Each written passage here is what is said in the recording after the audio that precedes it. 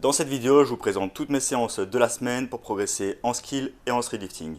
Voici mes 5 séances de la semaine à l'écran.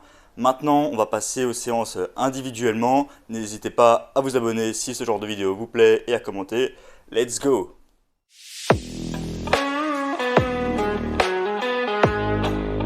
D'abord, je vous invite à mettre la vidéo en pause si la programmation ou une séance en particulier vous intéresse. On commence avec le jour 1 que je vous ai déjà présenté lors d'un vlog précédent, avec la planche avec élastique et le front lever. On est en semaine 2 du macrocycle et du mésocycle, et ça s'améliore assez bien. Donc je suis content de vous partager tout cela. Évidemment, quand les choses se passent bien, c'est plus facile que quand ça se passe un petit peu moins bien. Ensuite, on attaque avec des exercices tampons, donc de la Advanced Tuck planche et du Half-Lay Front Lever. Donc la Advanced Tuck planche est quand même déjà assez intense, et je passe déjà quand même à la full planche avec élastique, ce qui est quand même ambitieux, mais je sens que ça s'améliore bien, et je suis extrêmement content de travailler avec cette intensité, et ce qui est plus spécifique également. Petit travail technique sur la one arm pull-up avec les jambes qui s'améliorent, et le double top set, donc le top set en intensité sur la pull-up, et ensuite sur la chin-up plus en volume, et ensuite on termine avec les séries de travail qui sont assez loin de l'échec, et voilà, ça permet vraiment un bon travail intense, qualitatif, sur la traction. La traction en top set, je la surcharge un petit peu pour voir jusqu'à où je vais aller tout en gardant de l'aisance, donc là j'ai rajouté 1,25, je suis censé revenir à 52,5, et peut-être que dans le méso prochain, je vais passer directement à 55. Ensuite, le handstand push-ups dos au mur pour faire du volume dans les épaules. Donc c'est un peu le seul exercice accessoire sur les épaules de la séance. Donc c'est plus une séance dos que je vous avais dit dans le cycle précédent. Sur le mouvement, la forme s'améliore un petit peu mieux, donc mes hanches sont un peu plus en place et un peu moins banane, un peu moins dégueulasse. Ensuite, petite hypertrophie de nouveau pour le dos, avec le tirage à la poulie. Donc je vais être limité au niveau de la charge, parce que si je mets un peu plus lourd et vu que j'ai pas d'appui, je risque de m'envoler. Et donc je dois rester à cette charge là, donc là c'est 60 kg, avec une bonne pose en bas et une extension humérale, ce qui permet quand même d'avoir un très très bon pump et un très bon ressenti. Dans ce programme, je suis aussi content de vous le présenter parce que ça se passe bien, et que c'est un programme très chouette à faire, parce que voilà, je travaille vraiment directement mes gros mouvements, donc la planche, le front lever, le mouvement de street lifting. Il y a beaucoup de volume, beaucoup d'exercices d'assistance, beaucoup de bodybuilding. Je sens que je réagis assez bien quand je mets un volume d'hypertrophie tout en ayant une bonne pratique des skills. J'ai du mal à me spécialiser uniquement en gardant du volume uniquement sur les skills, même si ça peut être utile par moment. Mais par d'expérience, je sais que je réagis assez bien avec pas mal d'exercices d'hypertrophie, et voilà, si vous gérez bien la répartition du volume et la fréquence sur la semaine, en général ça pose pas trop de soucis. Petit drop set sur les épaules, donc avec des drawing swords, avec la poulie, toujours en tension continue, comme les curls aussi que j'avais pu faire avant. Et j'enchaîne avec une élévation latérale, main derrière le dos, pour être un peu plus dans l'axe du delto médian, et pour faire une petite variante par rapport à une élévation latérale classique, et aussi augmenter l'amplitude. Donc il y a des assez bons ressentis. C'est intéressant de travailler le delto moyen en calisthénie, qui n'est pas toujours sollicité. Jour 2, on attaque avec une séance jambes assez classique, assez légère on va dire. Donc petit offset en en bar squat barre basse, 140 kg, donc les intensités augmentent par rapport au cycle d'avant. Je commence à avoir un peu de difficulté là en squat techniquement, donc j'ai gardé les mêmes poids qu'en semaine 1, et en semaine 3 j'ai probablement gardé les mêmes aussi. Je sens que ça tabasse assez bien sur le système nerveux, sur la figure, donc j'ai du mal à être bien constant dans mes mouvements.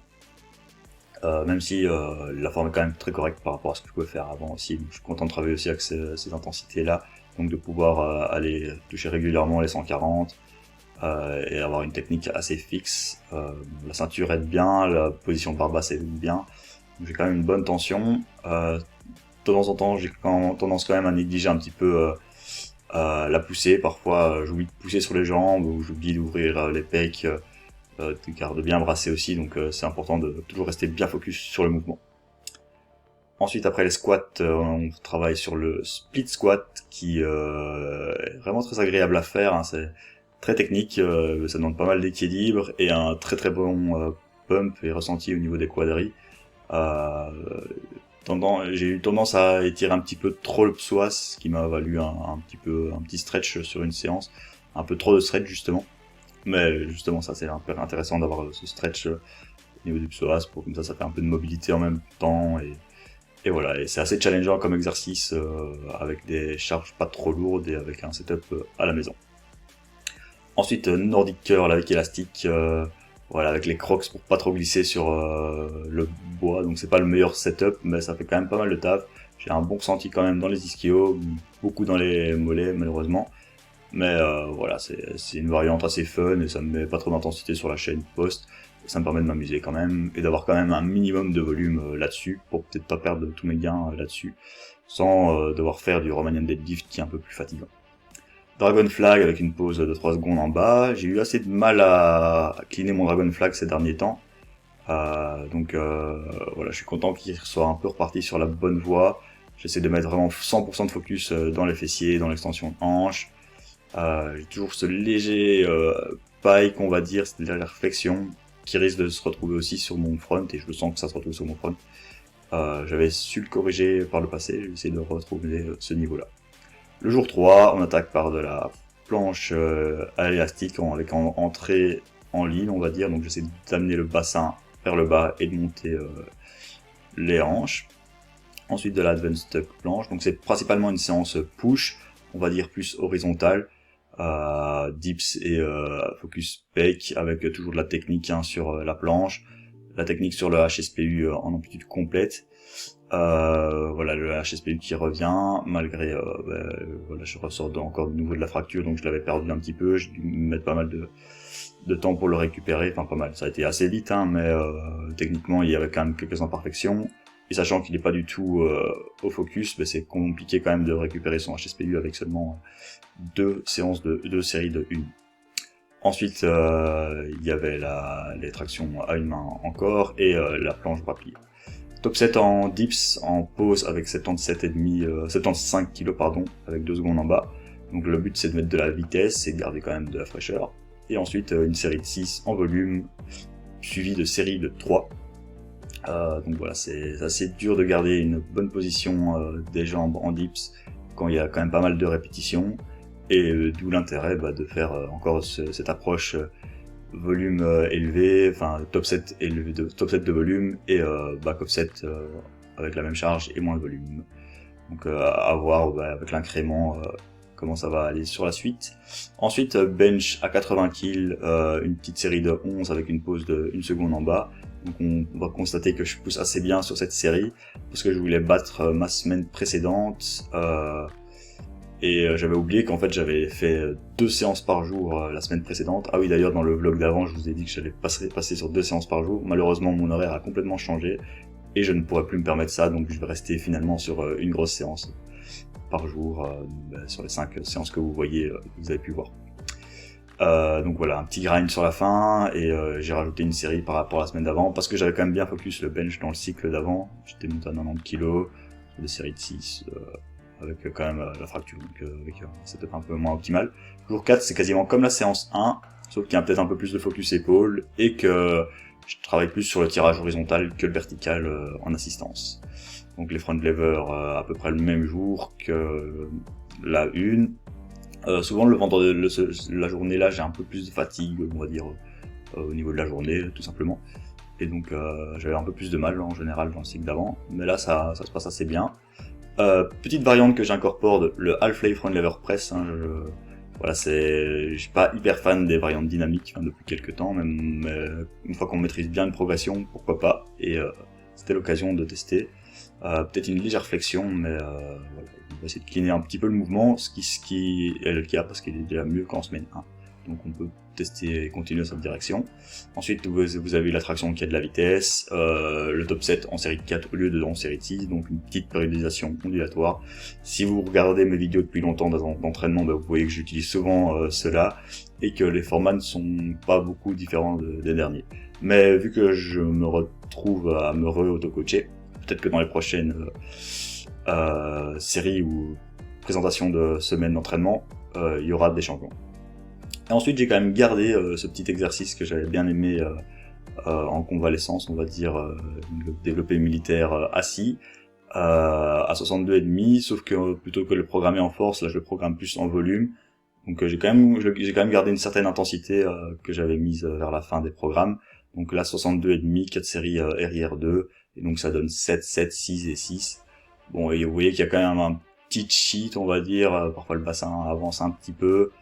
Je suis pas totalement fermé, mais bon, ça permet quand même d'avoir un très bon ressenti dans les épaules et d'avoir un bon transfert de poussée verticale au lieu d'incorporer par exemple 2 fois les HSP back to wall ou des pike push-ups que j'ai quand même déjà pas mal pratiqué. Donc j'avais vraiment envie de continuer sur cette variante développé militaire assis et peut-être pourquoi pas qui pourrait se transférer vers un développé militaire debout le jour où j'en ai besoin. Ensuite du seated row assis avec une petite pause en haut, pause en bas.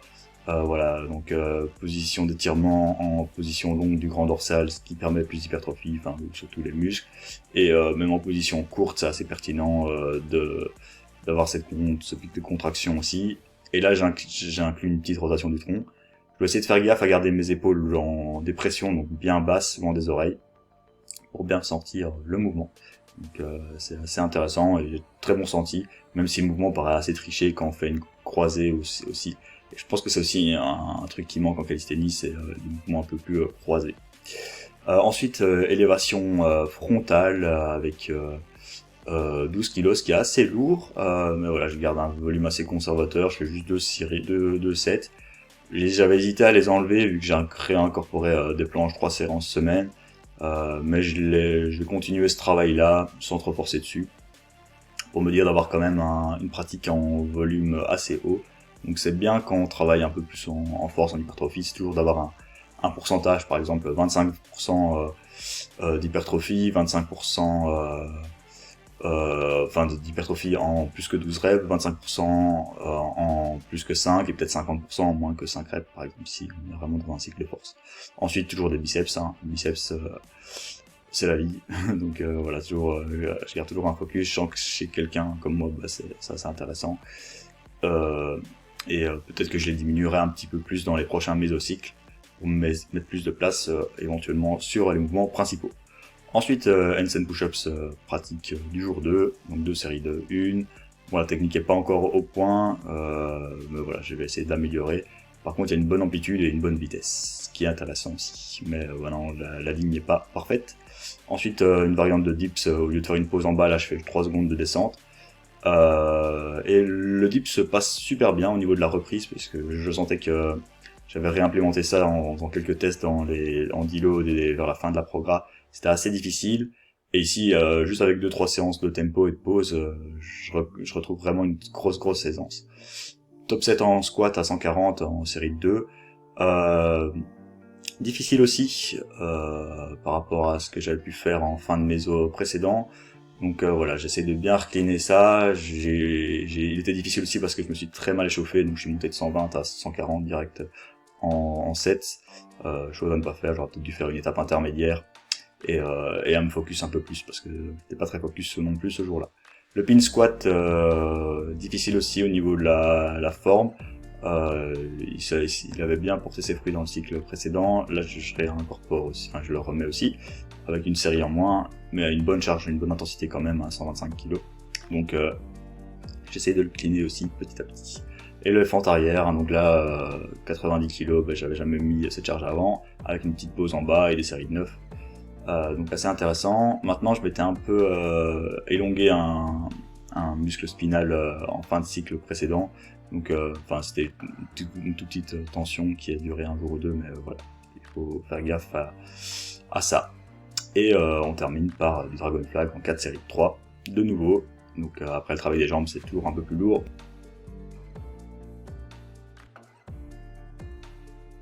Et voilà, c'était tout pour mes séances de la semaine. J'espère que la vidéo vous a plu. N'hésitez pas à commenter ou quoi que ce soit si vous avez une question. C'est toujours le dilemme entre faire une grosse vidéo toutes les séances ou une petite séance plus détaillée. Je pense que je vais quand même continuer à faire les deux parce que voilà, comme ça fait du contenu plus régulier et ça permet d'une fois approfondir une séance et une fois vous montrer vraiment l'ensemble parce que les deux pistes sont assez intéressantes. Si vous souhaitez aussi avoir un programme bien structuré, bien cadré et encadré, n'hésitez pas à me contacter via le lien en bio pour faire du coaching en ligne, ou le lien en description, pardon. Et n'hésitez pas à vous abonner, c'était 02 Workout, à toutes.